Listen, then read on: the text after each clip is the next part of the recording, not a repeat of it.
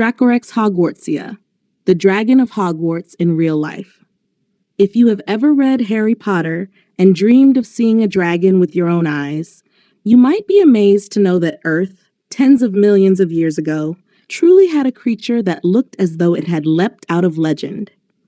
That creature is Dracorex hogwartsia, a remarkable dinosaur that lived during the very end of the Cretaceous period, about 66 million years ago, right before the cataclysm that ended the reign of the dinosaurs. The name Dracorex translates to Dragon King, and the second part, Hogwartsia, was inspired by the magical school from J.K. Rowling's novels. When paleontologists first unearthed its fossilized skull, covered in spikes, knobs, and horns, their first thought was, "This looks just like a dragon." And so, with a blend of science and imagination, one of the most fantastical names in paleontology was born. Strange appearance and modest size, compared to the colossal Brachiosaurus or the terrifying Tyrannosaurus rex, Dracorex was relatively small, almost modest. It measured about 2.5 to 3 meters long, 8 to 10 feet, and weighed between 250 and 350 kilograms, 550 to 770 pounds, no heavier than a large horse. Yet what it lacked in size, it made up for in appearance. Dracorex had one of the most bizarre skulls ever discovered. Instead of the domed skull typical of its relatives in the Pachycephalosauridae family, its skull was flattened. Surrounding it were rows of spikes, horns, and bony knobs, giving the impression of natural armor. Its eye sockets were unusually large, suggesting alertness and keen vision. And lining its jaws were small, sharp teeth, perfect for slicing leaves and soft vegetation. At first glance, Dracorex looked like something born from myth, a dragon without wings or fire, but with a face fierce enough to make predators think twice before attacking. The ancient world it inhabited. The remains of Dracorex were discovered in what is now North America, a land that during the late Cretaceous was a patchwork of floodplains, river valleys, and open woodlands. The climate was warm and humid, with distinct wet and dry seasons, creating a paradise of plant life that supported countless herbivorous dinosaurs. Dracorex was not alone. It shared its ecosystem with giants like Triceratops, Ankylosaurus, and Edmontosaurus, as well as the apex predator Tyrannosaurus rex. To survive in such a dangerous world, Dracorex relied on agility, awareness, and of course, the intimidating crown of spikes atop its head. Behavior and survival strategy. Dracorex was an herbivore, feeding on leaves, twigs, seeds, and perhaps fallen fruits. Its sharp but small teeth were well suited for nipping soft vegetation. But the mystery lies in its extraordinary skull. Why would a gentle plant eater need such a fearsome head? Scientists have debated this question and proposed several theories. The spikes and knobs may have acted as defensive weapons, discouraging predators from biting its head or neck.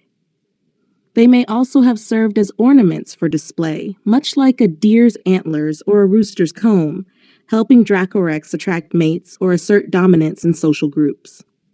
Another possibility is that Dracorex engaged in head-to-head combat with others of its kind, though its flat skull suggests it may not have butted heads as forcefully as dome-headed relatives. Instead, it may have used more restrained displays or glancing blows to establish hierarchy.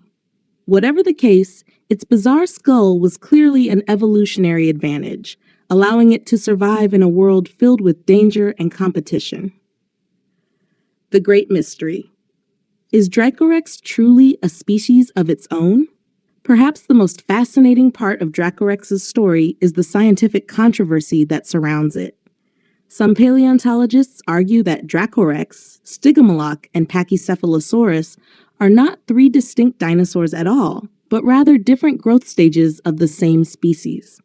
According to this theory, Dracorex represents the juvenile stage with a flat skull and many spikes.